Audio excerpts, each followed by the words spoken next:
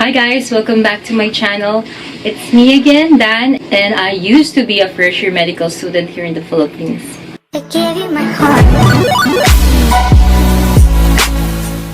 So we know about what's been going on, the ongoing COVID outbreak, and we're under lockdown. We've been on quarantine for almost a month now. Everyone's been stressing about what's gonna happen for enrollment to our application process to medical school, paano yung NMAT, just simply how will things happen.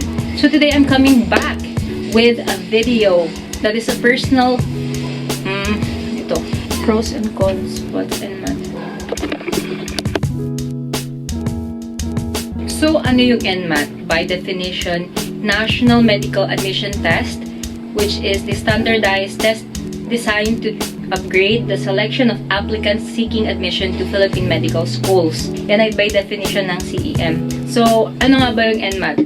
Siya lang naman yung exam that you have to pass a certain percentile rank in order for you to be accepted to any medical school here in the Philippines. So, paano may papasa to? Ano nga ba ang next step mo? So, either you enroll yourself to a review center or, in this case, under these circumstances, the NCOV outbreak, mag-self-review ka. But there are some pros and cons. Regardless of what's happening right now, let's compare both.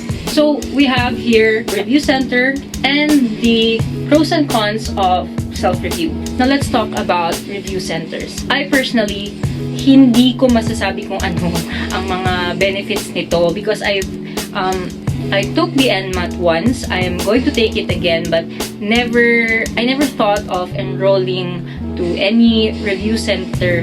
So, ano nga ba? Sa pagkakaalam ko and by far kung anong mga natanong ko sa mga kakilala ko, what are the pros and cons of a review center? The pros of a review center is that you can do this while working on weekdays kasi it will follow a schedule. For example, you are working from Mondays to Fridays and your only days off are Saturday and Sunday. So, may mga classes ang mga review centers that cater to the schedule such as this.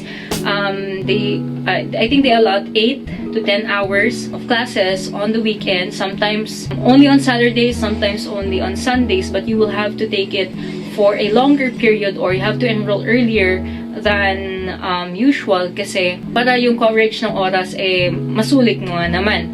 This is best for those who have graduated and siguro umabot na ng siguro a decade bago nila naisipan na they wanted to pursue medical school.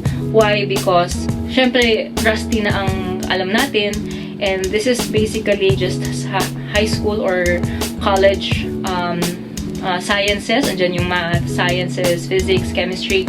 So yun, it will simply, ang gagawin lang naman niya yung mga bagay na dati mo nang alam. This also works for students, especially those who haven't graduated yet or on graduating status. Second pro of enrolling to a review center is you have a guided study to follow. Siyempre, dahil you will be enrolled with them, you will have to follow yung schedule na ibibigay nila sa'yo. For example, they will give classes on weekends. You will need to follow it and may mga topics na silang nakahanda para sa inyo at susundin nyo na lang. Third pro is that you have, they will be providing you with study materials. So ito yung mga study materials na yan, ito na yung nagsisirculate madalas ng mga soft copies sa mga Facebook groups or yung mga friends nyo lang kakilala nyo na nag-enroll na sa mga review centers at eventually kumuha ng NMAT na din. So yun, lahat yun piniprovide nila yung mga study materials na susundin ninyo during your stay sa review center. And the fourth pro is that you can consult with their reviewers. So ayun nga, you have, for example, yung mga computations sa physics and chemistry, yan yung mga mas complex na mga topics, you get to ask them personally at right then and there, tuturo naman nila sa'yo, guided naman lahat. Now, what are the cons of enrolling for review center? First, costly siya. Siguro ang pinakamunang makikita yung tuition dyan ranges from 5,000 to as high as 20,000 depending sa review center na gusto ninyo or yung pinakamalapit sa inyo. Also, we have to admit, it's really time consuming kasi 8 hours in a classroom. Yeah. The third one is that it is not always accessible. For example, ikaw ay nakatira outside NCR. Alam natin na karamihan sa mga review centers ay nasa NCR. Pero paano kapag hindi? What if you are residing in a place like Bulacan? Hindi ko pa alam kung meron nga bang existing review center sa area na yan. But then think of it, if you were living in that area, then you have to come to Manila on weekends para lang sa review classes mo. That's, para sa akin, hindi practical yung ganun. Yung pang-apat na cons ng review center ay it will not guarantee you anything. So, sariling effort mo pa rin yun.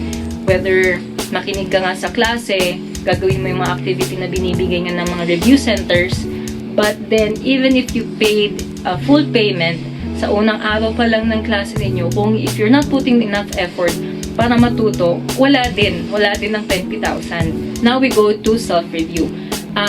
Itong mga i-mention kong ito, these are the factors that convinced me na I can do self-review, at saka most of these are from my personal experiences. Why did I opt to go for self-review? First, it's free. Walang gastos.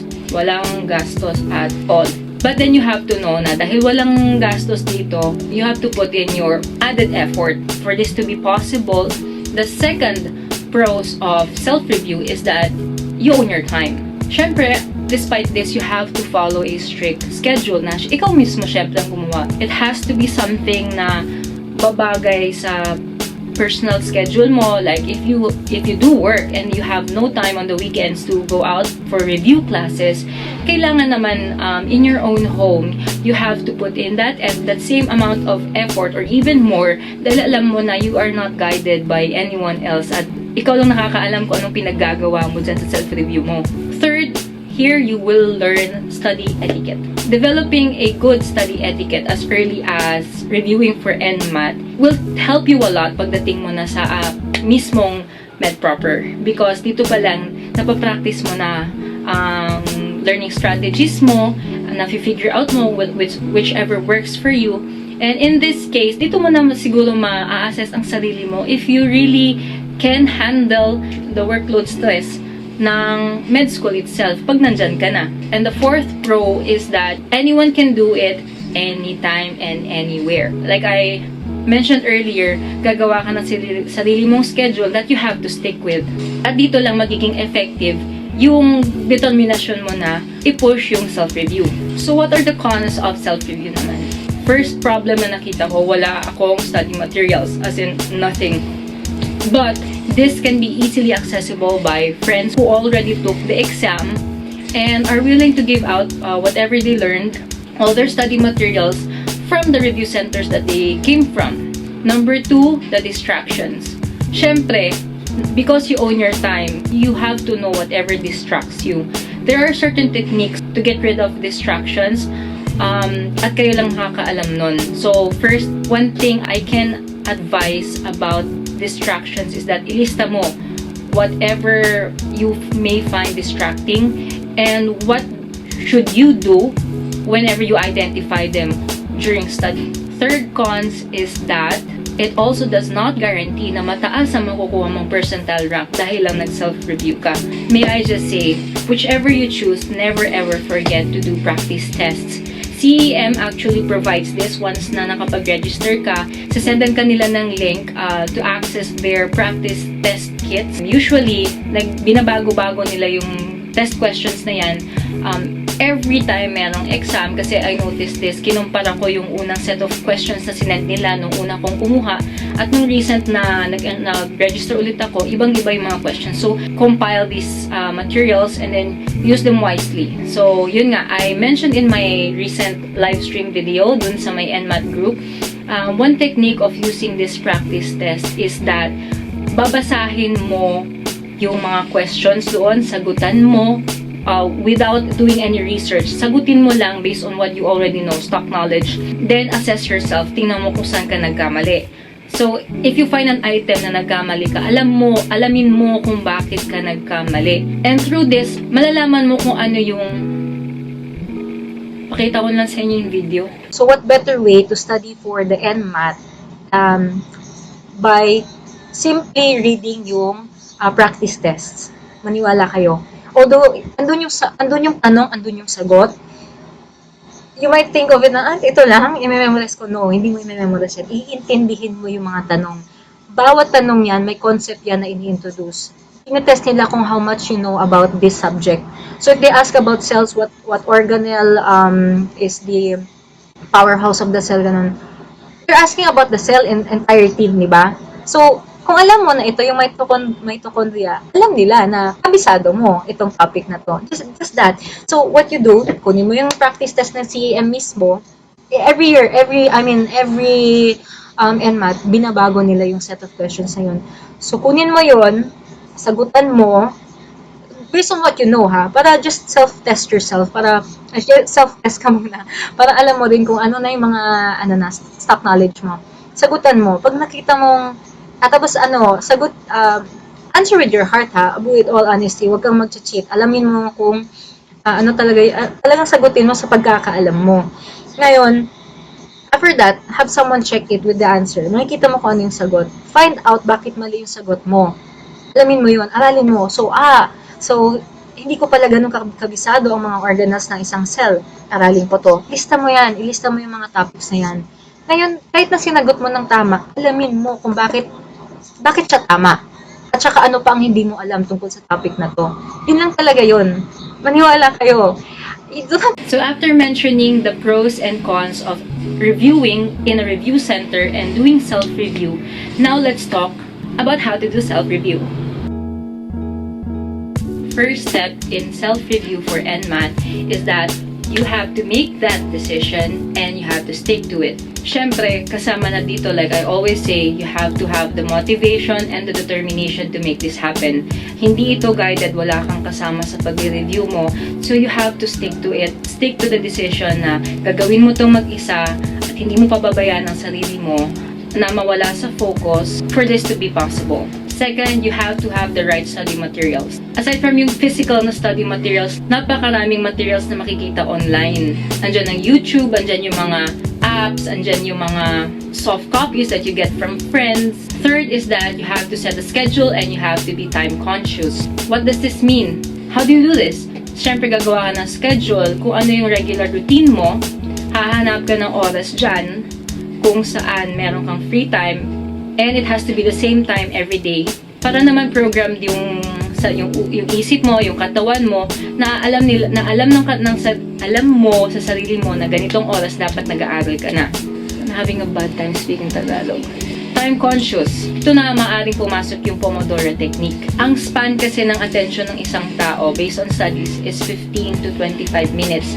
Kaya ang Pomodoro technique, they usually have a time interval of 25 minutes and then 5 minutes break for 4 cycles. When you follow this at nasanay yung sistema mo na ganito yung nangyayari, may pahinga ka every 5 minutes, yung 25 na yan will just go by like a breeze and then nabibigyan mo yung oras, yung isip mo na makakapagpahinga another 25 minutes. Fourth is a study plan sample.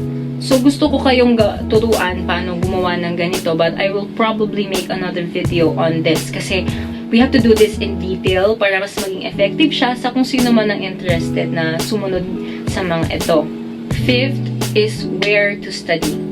It's very important that when you decide on going for self-review, you have to have that space that you allot intentionally solely for studying.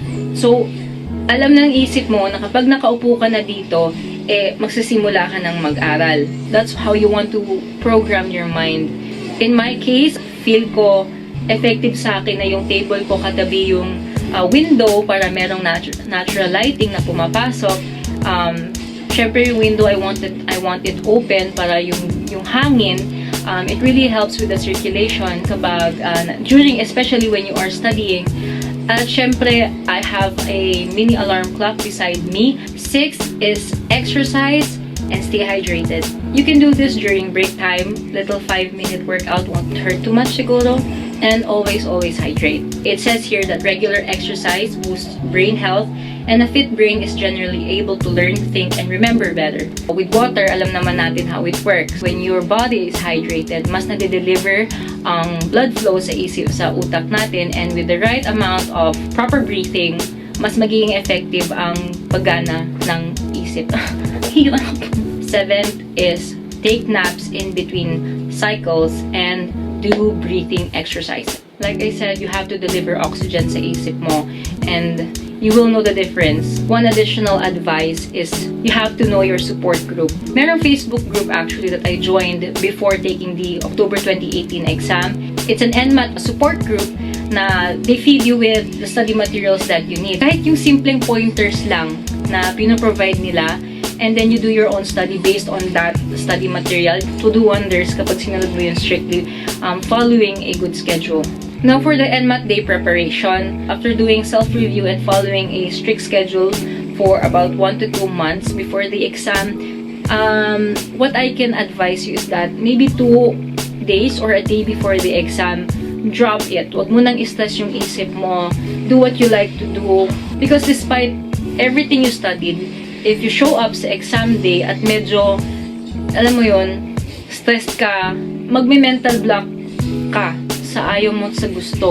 It happens talaga. Napakaraming instances na when I took it for the first time, 2 ang nawala, ang nalaga sa room kung saan kami inassign kasi hindi na sila bumalik because na mental block sila.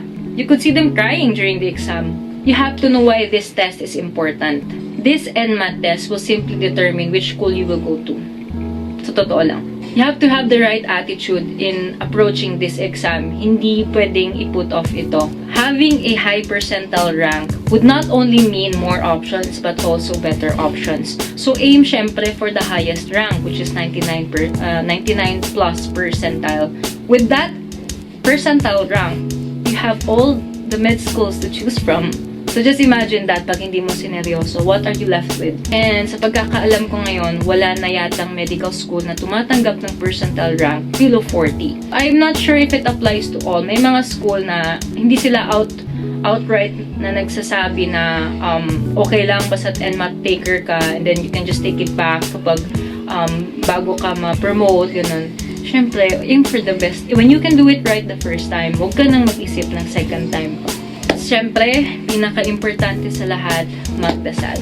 We will never reach our destination without the guidance of God. I cannot stress how much prayer is important because even at times na akala mo walang-wala na, hindi mo alam how miracles work. Especially nung unang kuha ko ng NMAT, ay hindi ko alam kung paano naging ganun yung I was really meant to enter medical school that time.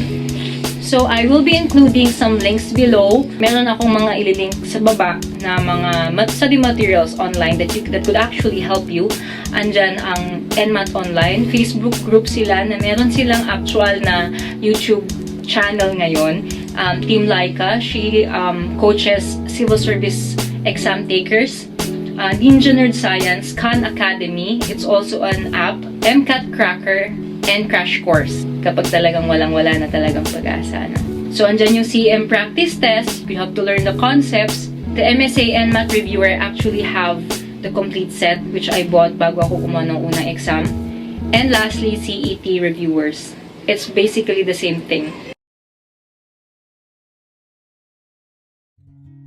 So I remember telling you guys at the beginning of the video na I used to be a medical student, and that is true kasi I decided not to enroll for second semester dahil ako ay mag-transfer sa ibang school. Ngayon, what am I doing with my life? I just finished packing kasi I was recently hired by RITM, which is the Research Institute for Tropical Medicine, to be part of the Infection Prevention and Control Committee. So we will be doing surveillance. It's a 3-month-long program or until matapos na itong buong COVID case crisis na to. And until then, I hope I could make a vlog on that kasi it's going to be really exciting, especially those who want to pursue a specialization in infection control and prevention.